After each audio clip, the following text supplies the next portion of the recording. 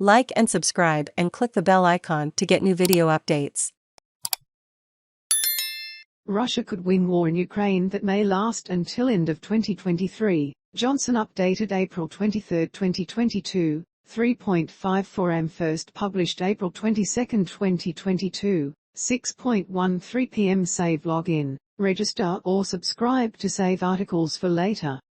Share normal text size, larger text size, very large text size. London, Russia could win its war against Ukraine, UK Prime Minister Boris Johnson has said. Johnson is the first Western leader to issue such a negative assessment. He also announced that Ukraine's progress in defending itself against Russian troops meant the UK could reopen its embassy in the capital of Kyiv.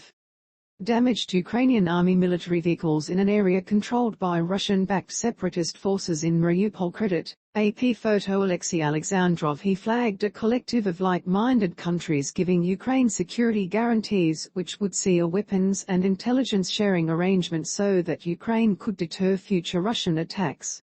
Johnson was speaking in New Delhi where he met his Indian counterpart Narendra Modi, who has come under criticism for his country's neutral stance on Russian President Vladimir Putin's invasion. Modi has also been criticized over India's purchase of Russian oil, which is being sold cheaply because of Western sanctions. India has refused to support the sanctions.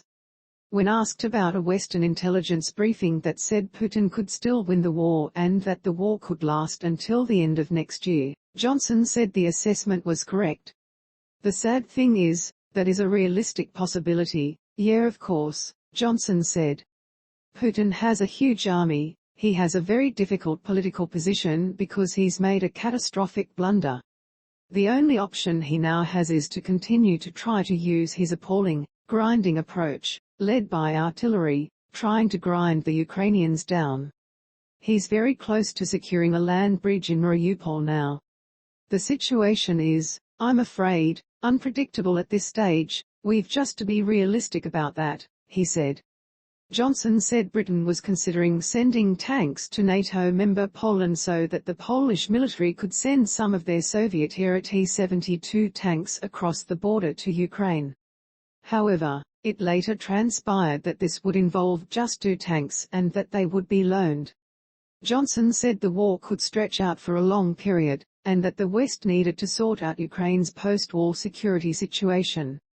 Eventually what the Ukrainians want, and I think are now going to get, is a collection of security guarantees from like-minded countries, security commitments about what we can do to back them up with weaponry, with training and with intelligence sharing, he said.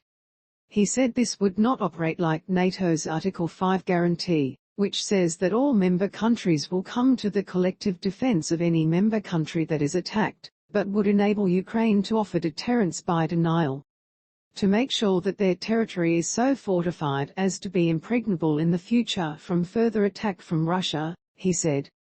But Germany's Chancellor Olaf Scholz said the West must avoid at all costs a nuclear war with Russia when defending his country's failure to send any heavy weapons to Ukraine as well as continued purchasing of Russian oil and gas. I absolutely do not see how a gas embargo would end the war, Scholz told Der Spiegel. If Putin were open to economic arguments, he would never have begun this crazy war. Secondly, you act as if this was about money. But it's about avoiding a dramatic economic crisis and the loss of millions of jobs and factories that would never again open their doors. Russia stepped up its assault in Ukraine's east as fresh satellite pictures showed larger than previously thought mass graves being dug near Mariupol. Russian General Rustem Minakov was quoted by Russian state agencies as saying the goal was to establish a land bridge from Crimea, which Putin illegally annexed in 2014, and establish full control over the Donbas and southern Ukraine. Control over the south of Ukraine is another way out to Transnistria, where there are also facts of oppression of the Russian-speaking population. Minakov was quoted as telling the annual meeting of the Union of Defense Industries of the Sverdlovsk region.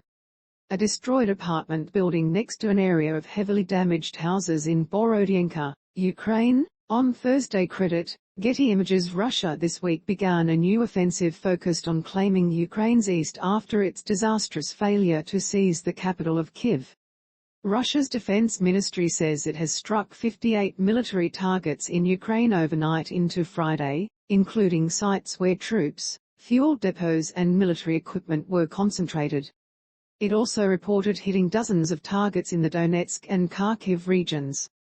The ministry said it had also struck 3 targets using high-precision missiles in Ukraine, including